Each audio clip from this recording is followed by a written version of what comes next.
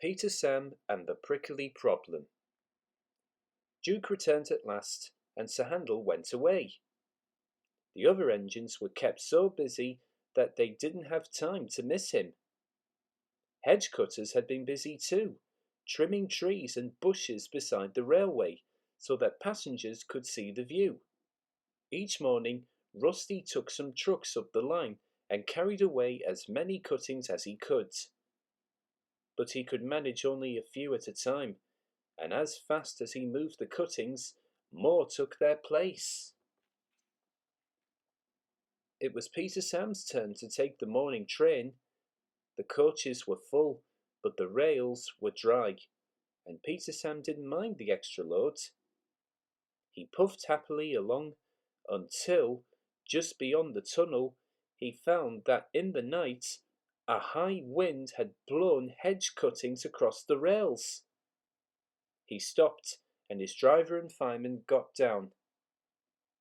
"We'll never get through that lot," exclaimed the fireman. "Puh!" scoffed Peter Sam. "They're only little branches. Nothing to it. We'll simply push them aside."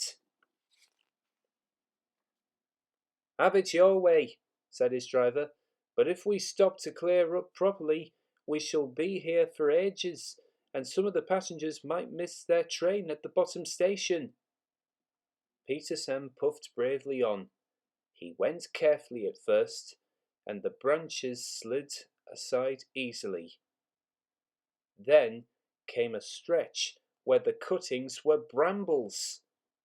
Peter Sam began to regret his boasting. Not only were the thorns prickly, but they caught in each other, and the branches stayed firmly put. "Ouch!" exclaimed Peter Sam suddenly, and stopped. "I can't move," he complained. The fireman looked. "It's no good," he said at last. "You've got brambles caught in your valve gear, and steam can't get into your cylinders. We shall have to cut you out." Peter Sam shuddered. He shut his eyes and prepared for the worst.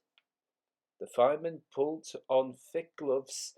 Then, while he tried to clear what he could, the driver went to ask the guard if he had a knife. Some of the passengers had knives too, and came to help. But even then, the job took longer than expected, and by the time Peter Sam was free, there was no hope of getting the passengers round the lake and back before James's train left. Peter Sam's driver apologized to the passengers, but they said they didn't mind. "We enjoyed the adventure," they laughed. The driver telephoned the Finn controller. On the way home, they passed Rusty, pulling a long train of trucks. Rusty worked hard, and by afternoon the line was clear for trains to run normally.